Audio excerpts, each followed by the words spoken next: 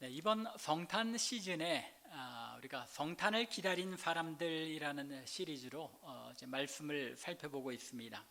2주 전에는 아기 예수를 기다려오다가 드디어 그 아기를 품에 안고 하나님 앞에 영광의 찬양을 돌렸던 시므온과 안나에 대해서 살펴보았습니다. 그리고 지난 주일에는 아기 예수님을 갈망하며 찬양했던 제사장 사가랴에 대해서 함께 묵상했습니다. 오늘은 이제 마지막 시간으로 동방박사들입니다. 그런데 지난 한 주간 동안 제가 이 동방박사의 기다림에 대해서 묵상하면서 이 성탄을 기다린 사람들이라는 이 제목 속에서, 이 시리즈 제목 속에서 너무 이 시간적인 기다림만 강조되는 그런 표현이 아니었나 하는 생각이 들었습니다. 아마 이 기다림이라는 그 주제 속에서 여러분들이 오랜 시간 기다려왔다 하는 그런 부분, 시간적인 기다림에 많이 초점이 맞춰졌을 텐데, 사실 성탄을 기다린 사람들의 마음 속에는 아기 예수를 만나기를 갈망하고 고대한다는 의미가 굉장히 크죠. 그런데 이런 부분은 조금 가려지고 시간적인 기다림만 많이 강조되지 않았나 하는 그런 생각이 들었습니다. 그래서 오늘 여러분들이 말씀을 경청하면서 들으시면서는 이 성탄을 기다린 사람들이라는 이 표현이 단순히 시간적으로만 기다렸다는 것이 아니라 그 마음에 아기 예수를 만나기를 갈망하며 고대한 사람들이라는 그런 뜻으로 여러분들이 이해하고 또 적용해 주시면 좋겠습니다. 이미 말씀드린 것처럼 이 공관복음이 예수님의 생애를 기록하고 있는 책들이죠. 그럼에도 불구하고 아기 예수님의 탄생에 대해서 이 마가와 요한은 전혀 기록하지 않습니다. 그리고 오직 누가와 마태만 예수님의 탄생에 대해서 기록하고 있는데, 그나마도 누가는 이 아기 예수의 탄생을 목자들이 와서 경배한 내용을 중심으로 기록하고 있고, 마태는 동방박사들이 와서 경배한 것을 중심 내용으로 기록하고 있습니다. 그 이유는 이제 마태복음의 어떤 저작 의도, 마태가 어떤 목적을 가지고 마태복음을 기록했느냐에 따라서 이 동방박사들의 얘기만 집중하고, 또 누가는 누가대로 자기가 의도한 바에 따라서 이 목자들에게만 집중해서 기록한 것이기도 합니다. 누가복음에서는 양치던 목자들이 들에서 양을 치다가 갑자기 천사가 나타나 예수님의 탄생을 알려주어 이제 그들이 급히 베들레헴으로 들어가서 아기 예수께 경배한 이야기가 등장합니다. 따라서 이 목자들은 길게 기다린 것은 아니죠. 즉시로 계시를 받고 그대로 찾아가서 아기 예수께 경배한 것입니다. 하지만 동방박사들은 조금 뒤에 더 자세히 우리가 살펴보겠지만 비교적 오랜 시간에 걸쳐서 동방지역, 즉 이 동방지역을 얼마나 먼 지역으로 보느냐에 따라서에 대해서는 학자들마다 조금 차이가 있습니다. 어떤 학자들은 심지어 이란 지역에 가까운 이 예루살렘으로부터 2,000마일이 떨어진 곳에서부터 이 동방박사가 왔다라고 보기도 합니다. 그렇다면 2,000마일이면 얼마나 오랜 시간을 여행을 했겠습니까? 그렇지 않다 하더라도 그 고대 사회에서 바벨론 지역 또는 조금 더 멀리는 파키스탄 지역, 그런 지역에서 이 예루살렘까지 걸어서 이 별을 따라온다는 것은 쉬운 일이 아니었죠. 굉장한 오랜 시간이 걸리는 여행이었음이 분명합니다. 그렇기에 이 동방박사들의 마음에는 나신 아기 예수를 찾아뵙고자 하는 그 갈망, 그 고대함이 크지 않았다면 이 긴 거리를, 먼 거리를 찾아올 수 없었던 것이죠. 그렇기에 이 동방박사들은 그 마음에 아기 예수의 탄생을 기다린, 성탄을 기다린 사람들인 것이 분명합니다. 그렇게 오늘 이제 이 성탄의 기쁨과 감격을 가지고 예배하면서 이 동방박사의 그 기다림, 그리고 그 기다림 끝에 아기 예수를 찾아 경배한 그 모습을 통해서 하나님께서 이 성탄의 기쁨과 감격을 어떻게 예배하기를 원하시는지 우리가 함께 생각해 보며 은혜를 나누고자 합니다. 먼저 우리가 이 동방박사의 기다림을 알려면 동방박사가 어떤 사람들인지 알아야 하겠죠. 그런데 오늘 본문 이 마태복음에 잠깐 언급된 이 내용으로는 동방박사들이 누구인지 정확히 알기가 어렵습니다. 오랜 신앙생활을 하신 여러분들도 동방박사가 누구인가라고 설명해 보라면 설명하기가 그리 쉽지 않습니다. 그저 성경에 마태가 성탄에 대하여 기록하면서 동방박사들을 언급하고 있으니까 동방에서, 즉 이스라엘에서 볼 때 동쪽에 있는 먼 나라에서 박사들이 예수님을 찾아와서 경배했구나라고 이해하고 있는 것이지, 사실 동방박사에 대하여 그리 자세히 알고 있는 것이 별로 없습니다. 그렇기 때문에 몇몇 오해도 우리가 하고 있는 것이 사실입니다. 그 첫 번째 오해는 뭐라고 말씀드렸죠? 종종 말씀드렸죠? 동방박사는 몇 사람이다? 동방박사는 세 사람이 아니라는 겁니다. 동방박사가 몇 사람인지에 대해서는 전혀 언급된 바가 없는데 무엇 때문에 세 사람이라고 우리가 오해하는 겁니까? 예물이 세 가지였기 때문에 각 사람이 하나씩 예물을 드렸나 보다 하고 추측을 하고 동방박사가 세 사람이라고 추측을 하고 있는 뿐이지 동방박사가 몇 사람인지는 정확히 알 수 없습니다. 또 하나의 그 오해는, 여러분들이 이 성탄 그림을 보면 항상 이 양치던 목자들이 아기 예수, 구유에 누이신 아기 예수 앞에 경배하는 그런 성화를 보거나 아니면 동방박사들이 구유에 누이신 아기 예수께 경배하는 그런 성화 그림들, 크리스마스 그림들을 많이 보셨을 겁니다. 그것도 아니면 어떤 그림에서는 이 동방박사들과 목자들이 함께 아기 예수를 경배하는 그런 그림들을 보셨을 겁니다. 그런데 동방박사들이 그 아기 예수를 경배했을 때, 아기 예수를 만났을 때 목자들하고 같이 겹친 것은 전혀 아닐 뿐더러 목자들은 아기 예수가 나자마자 갓난 아기 예수를 찾아뵙고 경배했지만 목자들은 사실 한두 살 되었을 때 이 아기 예수를 찾아 경배한 것으로 보는 것이 옳습니다. 그리고 구유에 누이신 아기가 아니라 집으로 찾아 들어가서 경배했다는 것입니다. 이런 그 추측을 가능하게 하는 것은 아기라는 그 단어가 인펀트라는 그런 개념하고 토들러의 개념하고 이제 구분이 되는 것처럼 헬라어에서도 여기에는 파이디온이라는 단어가 쓰여서 어린 아이라는 그런 단어로 옮기는 것이 오히려 더 정확한 의미입니다. 그래서 전체 내용을 우리가 앞뒤 정황을 살펴보면 아마도 아기 예수가 1살 내지 2살 되었을 때에 동방박사들이 이 베들레헴으로 찾아서 아기 예수를 경배하였다라고 결론을 내릴 수 있습니다. 왜냐하면 오늘 읽은 본문 7절에 보면은 아주 구체적으로 마태가 이렇게 기록합니다. 이에 헤롯이 가만히 박사들을 불러 별이 나타난 때를 자세히 묻고, 별이 언제 나타났냐를 묻고 나서 나중에 이어지는 16절에 보면 헤롯이 박사들에게 속은 줄 알고 몇 살 이하의 아이들을 죽입니까? 박사들에게 자세히 알아본 그 시간을 기준으로 해서, 즉 별이 나타났던 그 시간을 기준으로 해볼 때에 2살 가까이 될 수 있었기 때문에 2살 이하의 아이들을 다 죽이라고 했다는 겁니다.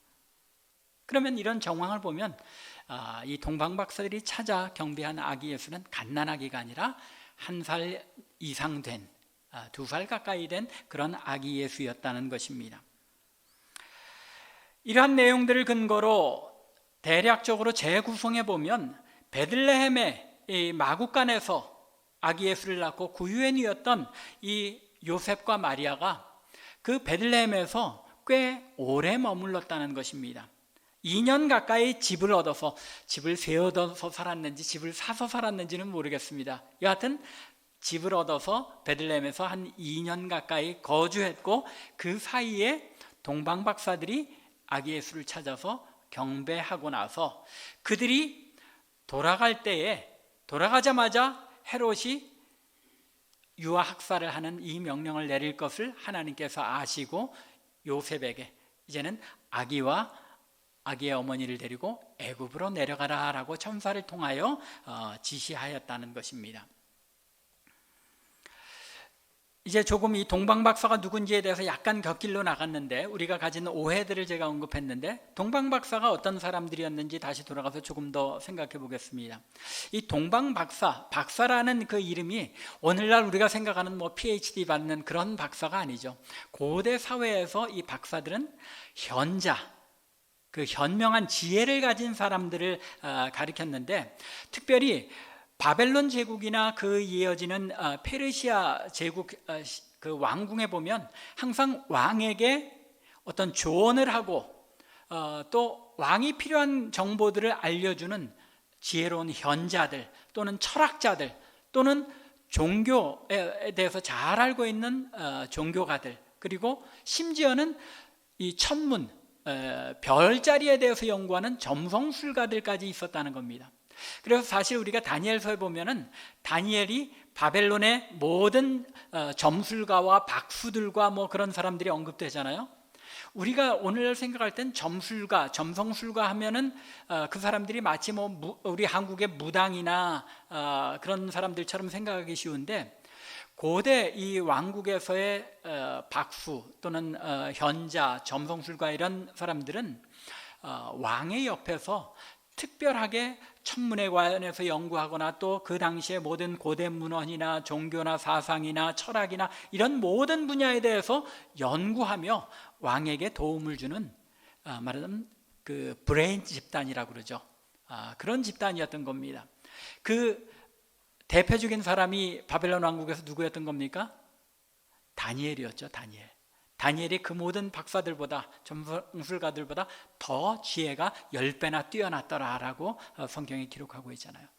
그러면서도 이 다니엘은 그 왕궁의 그 현자로서 또는 박사로서 왕을 보좌했을 뿐만 아니라 또 총리로서 다스리는 그런 행정가이기도 했던 겁니다.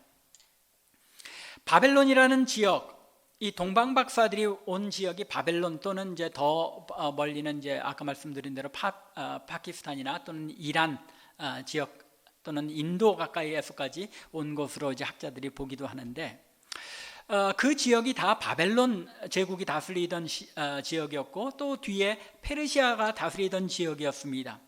거기에 다니엘이 아주 오랜 시간 왕궁 관리로 또는 박사로 지냈기 때문에 그 지역의 왕궁에는 어떤 기록이 있었겠습니까? 다니엘에 대한 기록. 다니엘이 많은 지혜로 왕들의 이상과 꿈을 해석해주고 그랬던 기묘한 이야기들, 이런 다니엘의 행적에 대한 이야기들이 기록으로 남아서 전해졌을 것입니다. 또 어떤 전설처럼 이야기로도 전해졌을 것입니다. 그리고 다니엘 말고도 그 지역에 유대인들이 포로로 잡혀가서 살았기 때문에 유대인의 문화와 유대인의 종교들에 대해서 굉장히, 특별히 왕궁의 이 현자들, 이 박사들에게는 잘 알려졌을 것이라고 생각이 됩니다. 이러한 전통이 내려오는 가운데 오늘 동방 박사들이 이 별을 보고 났다고 그러잖아요. 점성술에 대해서, 천문학에 대해서 주전 1세기에 굉장히 획기적인 그런 일들이 많이 일어났습니다. 이런 과학의 역사 또는 점성술, 천문학의 역사, 그런 걸 보면 왜 그랬냐면 주전 1세기에 줄리어스 시저가 죽게 되는데 그때 하늘에서 굉장한 이 큰 별의 현상이 일어났다고 합니다. 그래서 별자리라는 것이 이 세상의 역사를 알려주는 그런 묘한 그 섭리가 있구나 하는 것을 그 당시 사람들이 많이 믿었다는 것입니다. 그래서 별들에 대해서 깊이 연구하는 사람들이 많이 있었는데 그 가운데 이 동방 박사들이 하늘의 별을 보고 이 별이 바로 유대인의 종교에서 이야기하던 그 메시아에 대한 관한 별이구나라고 깨닫고 이해하게 되었다는 것입니다. 동방 박사들은 하늘에 이상한 별이 나타났을 때에 그 별이 이 세상 역사상의 어떤 큰 의미를 지닌 별이라고 생각하게 되었고, 자신들이 가지고 있던 모든 정보들을 다 동원해서 유대인들의 종교에 관한 그런 문헌들이나 또는 지금 우리의 구약 성경이겠죠, 그들에게도 그 성경이 바벨론 지역에도 남아 있었는데 그 성경들을 살펴보고 저 별이 유대 지역을 향하고 있는 별이고, 또 그것이 성경이나 모든 문헌을 살펴볼 때 유대 땅에 나실 유대인의 왕에 대한 별이다라고 저희들이 마음에 확신을 하게 되었다는 것입니다. 참 우리가 지금 생각할 때는 신비한 방법이죠. 어떻게 하늘의 별이 아기 예수를 가리키는 것이라고 생각하게 되었을까? 그런데 성경에 보면은 하나님께서 각 시대마다 그 시대 사람들이 어떤 사고로 생각하고 무엇을 믿느냐에 따라서 그것을 사용해서 하나님의 뜻과 계시를 나타내시는 것이 종종 자주 나타나는 것을 보게 됩니다. 그 대표적인 예가 요셉이죠. 요셉에게 무엇으로 하나님께서 뜻을 알려주십니까? 꿈을 통해서 알려주시잖아요. 다니엘에게도 꿈을 통해서 하나님의 뜻을 계시를 해줍니다. 오늘날도 우리가 꿈을 통해서 하나님의 그 뜻을 본다 하는 그런 분들도 계시지만, 구약 시대에는, 그 시대에는 하나님께서 이 세상 사람들이 많이 꿈이나 어떤 이상이나 또는 어떤 징조들을 보고 하나님의 뜻을 분별하는 그런 성향이 컸기 때문에 하나님께서 그런 방법을 통해서 하나님의 뜻을 나타내 보이셨다는 것입니다. 이처럼 하늘에 나타난 이상한 별에 대해서 이제 동방 박사들이 연구하는 가운데 박사들은 그 별이 유대인들이 고대하던 메시아, 곧 유대인의 왕이 나타나실 것을 나타내는 별이라고 판단하고 그 별을 따라서 여행을 나서게 되었던 것입니다. 그런데 여기서 여러분들 이 동방 박사들의 마음을 여러분들이 동방 박사라고 생각하고 한번 생각해 보세요. 별을 봤는데 그것이 유대인의 왕이 나실 것을 나타내는 것이다 라고 판단이 되었다고 해도 그 먼 거리를 유대 땅까지 여행할 마음이 나셨을 것 같습니까? 여러분들 같으면 여러분들의 열기를 다 제쳐놓고 저 별이 이상한 별이 떴네, 그 별이 유대인의 왕을 나타내는 것일 것 같다, 아마 이게 모든 상황을 볼 때 그런 것 같다라고 판단했다고 해서 여러분들이 여행을 나설 수 있느냐는 겁니다. 그런데 이 동방 박사들은 자신들이 보고 판단한 것을 확신했고 그것을 따라 자신의 모든 일들을 포기하고 나섰다는 겁니다. 여기에 이 동방 박사들이 유대인으로 오실 왕, 그 왕을 보기를 갈망했던 마음이 얼마나 컸는지가 거기에 나타나 있는 것입니다. 이 동방 박사들은 오실 유대인의 왕을 만나게 되리라는 이 소망을 품고 기다리는 가운데 오랜 시간 여행하여 아기 예수를 찾아온 사람들인 것입니다.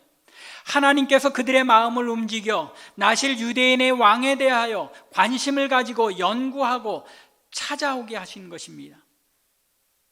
그 당시에 여러분들 한번 추측해 보세요.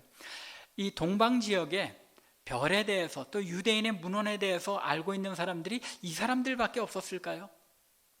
우리가 흔히 세 사람이라고 생각하는 이 동방 박사들 외에는 이 별을 본 사람이 그들밖에 없었을까요? 수많은 사람들이 그 별을 봤을 것입니다. 또 유대인의 문헌들을 알고 있는 사람들도 있었을 것입니다. 그러나 그들의 마음에 이것은 분명히 유대인의 왕이 나심을 가리키는 별이다라고 확신하고 그 여행을 떠나게 하신 것은 하나님의 은혜가 그들에게 임하였기 때문인 것입니다. 사가랴에게, 시몬과 안나에게 하나님의 성령께서 임하셔서 예수 그리스도를 갈망하고 고대하게 하셨던 것처럼 이 동방 박사들의 마음을 움직여 우리가 지금 생각하기에는 얼마나 보잘것없는 정보입니까? 하늘의 별, 그리고 유대인들의 문헌, 확실하게 연결 지을 수도 없을 것 같은 그런 내용인데 그들이 그것을 보고 이것은 유대인의 왕의 별이다, 이 별이 가리키는 것은 유대인의 왕이다라고 확신하고 여행을 떠났다는 것. 이것은 하나님의 특별한 은혜와 역사가 아니고는 이해할 수 없는 내용인 것입니다.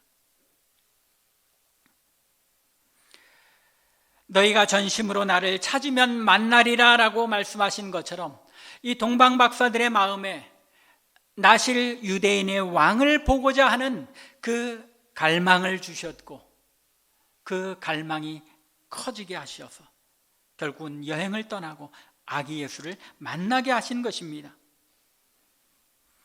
그들이 먼 길을 찾아와 아기 예수를 만나게 되었을 때 그들은 이 아기 예수께 경배하게 되었다고 성경은 우리에게 알려주고 있는 것입니다. 이런 갈망, 이 갈망이 우리에게도 있기를 바랍니다. 아기 예수가 오셨다는 것, 우리가 오심을 기뻐하고 즐거워하는 것만으로 그치는 것이 아니라 이 아기 예수가 나의 구주가 되시고 나의 생명의 주님이 되어주시고 나의 삶의 모든 것을 다스리는 왕이 되어주시기를 갈망하는 그런 기대와 소망이 있을 때 우리는 이 성탄이 우리에게 참 기쁨의 성탄이요 하나님 앞에 감사와 감격으로 드리는 성탄의 예배가 될 수 있는 것입니다. 두 번째로 이 동방박사들이 그렇게 갈망하고 고대하던 아기 예수, 유대인의 왕으로 오신 아기 예수를 만났을 때 그들의 마음에는 큰 기쁨이 넘치고 이 왕 앞에, 아기 예수 앞에 꿇어 경배하게 되었다는 것입니다. 그들은 자신들이 찾는 갓 태어난 아기, 이제 1살 남짓된 그 아기가 누구인지를 분명히 알았다는 것입니다. 유대인의 왕으로 나신 분이심을 분명하게 알았습니다. 2절을 보면 유대인의 왕으로 나신 이가 어디 계시냐라고 물어봅니다. 유대인의 왕으로 나신 아기라고, 유대인의 왕으로 나신 이라고 묻습니다. 하늘에 나타난 이상한 별과 유대인의 경전에 나타난 메시아에 대한 사상을 자신들이 알고 있던 모든 지식을 동원해 판단한 것을 그들이 이토록 확고하게 확신하였다는 것입니다. 유대인의 왕으로 확신했다는 것입니다. 그런데 예루살렘에 도착했을 때에 갑자기 그 별이 보이지 않았던 듯합니다. 날씨가 안 좋아서도 별이 보이지 않을 수 있죠. 날씨가 안 좋아서 그랬는지, 또 우리가 흔히 생각하는 것처럼 별이 잠시 사라졌는지 한동안 별이 보이지 않았던 것이 분명합니다. 여기에 대해서도 사실은 천문학자들이 굉장히 연구를 많이 했어요. 그래서 예수님 나시는 그 해가 우리가 주전 6년 정도로 보는데 그 해에 이 천체 아주 굉장히 큰 현상이 일어났는데 목성과 수성과 화성이 겹치는, 금성이 겹치는 그런 현상이 1년에 3번이 일어났다는 겁니다.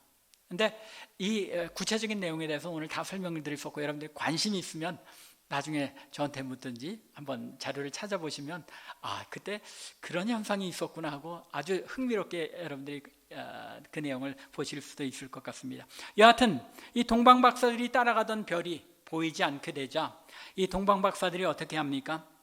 예루살렘 왕궁으로 갑니다. 헤롯 왕궁으로 찾아가서 유대인의 왕으로 나신 이가 어디서 나셨냐고 묻게 된 것입니다. 어떤 면에서 당연한 거죠. 유대인의 왕으로 나셨으니까 왕궁이라고 생각하는 것이 당연합니다. 잠시 하나님의 인도하심이 끊어진 것처럼 생각되었을 때 그들은 이제까지 별이 인도해 왔으면 별이 마지막 장소까지 인도해 주리라고 확신하지 못하고 그 마음에 잠깐 불안과 또는 불신앙이 생겼던 것 같습니다. 의심이 생겼던 것 같습니다.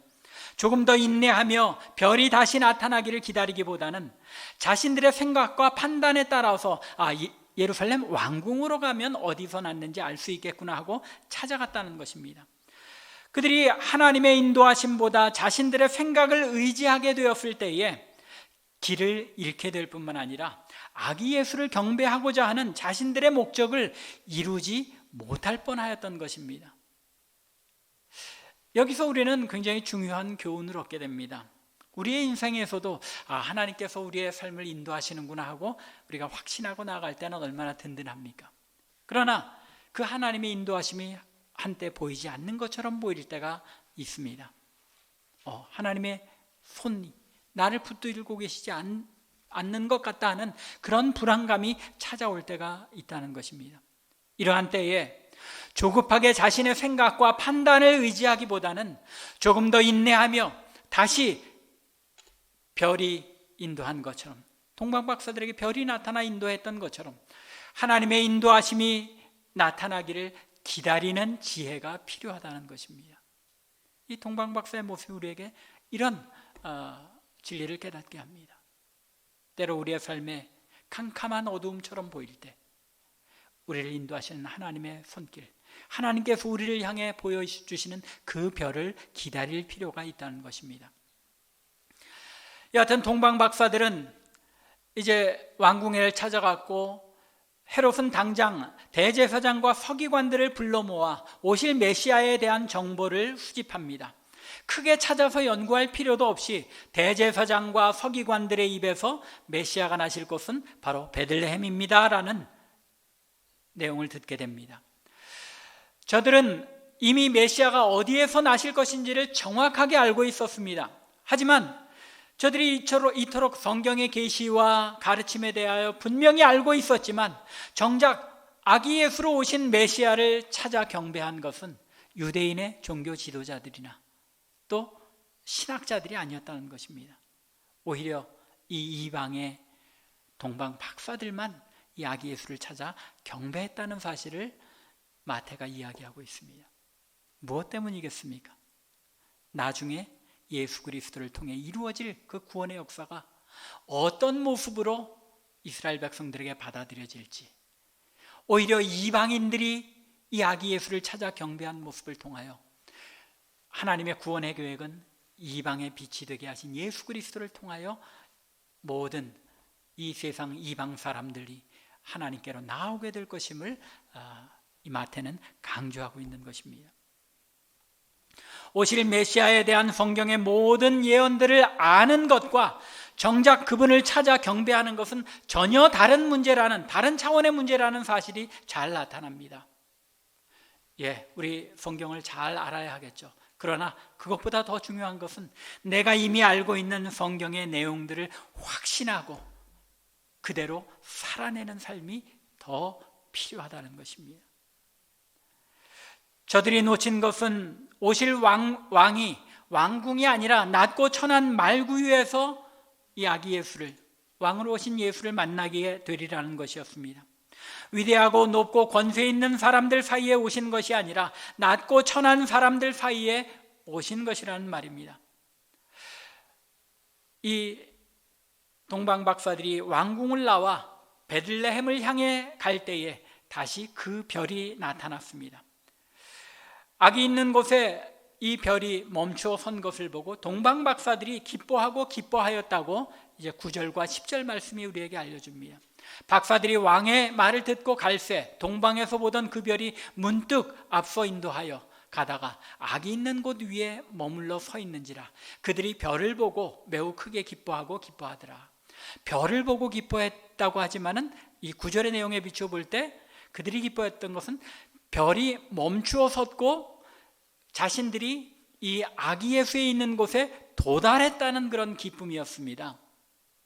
아기 예수를 만나 경배할 수 있게 된 것에 대한 기쁨인 것입니다. 동방박사들은 이 별이 하나님의 계시인 것을 다시금 분명하게 확신하게 되었고, 그렇지 않겠습니까? 없어졌던 별이 다시 나타나 인도한 것을 볼 때 이 별은 분명히 유대인의 왕을 가리키는 별, 우리를 인도한 별이 분명하다라고 더 분명하게 확신하게 되었을 것입니다.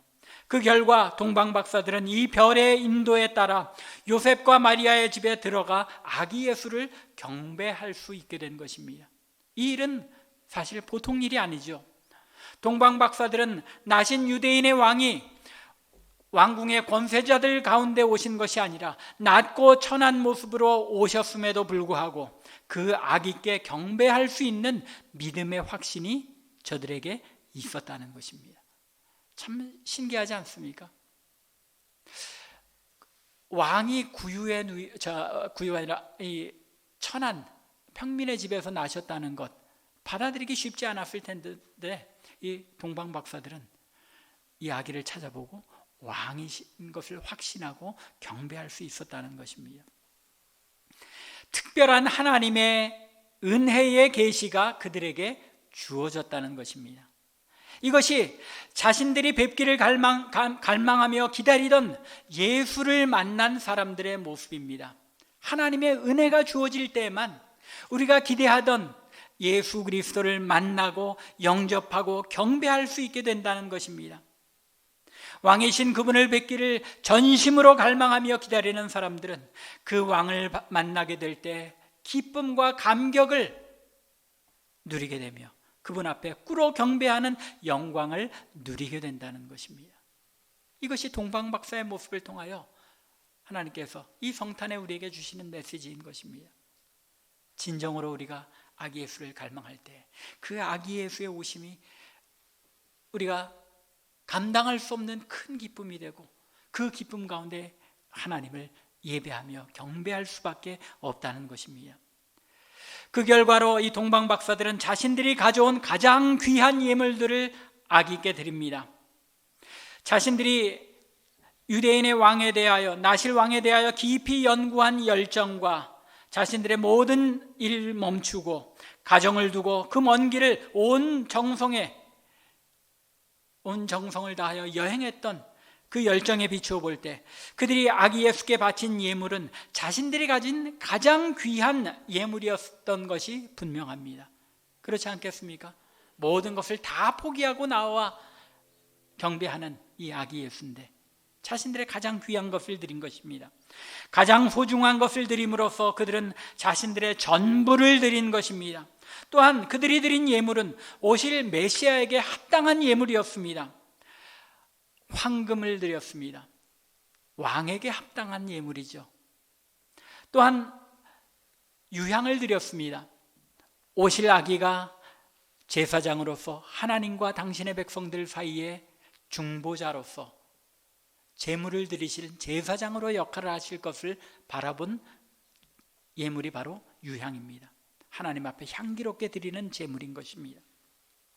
또한 자기 백성을 위해 죽으시고 장사 되실 구세주로 오신 아기 예수를 위하여 몰약을 드립니다. 이 몰약은 사람들이 장사되었을 때 이제 시체를 정리할 때 바르는 기름이죠.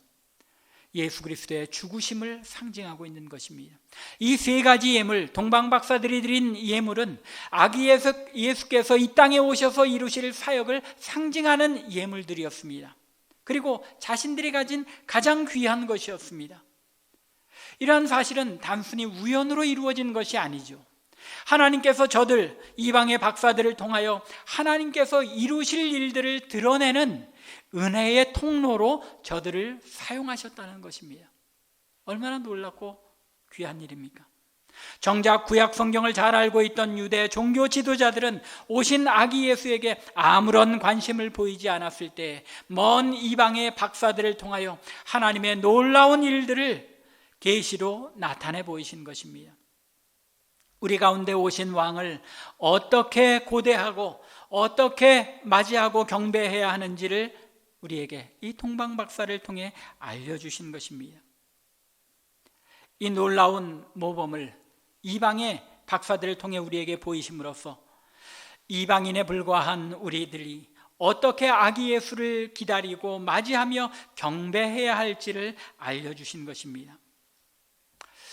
사실 조금 더 나아가면 이 동방 박사들이 구원을 얻는 믿음을 얻었는지는 알 길이 없습니다.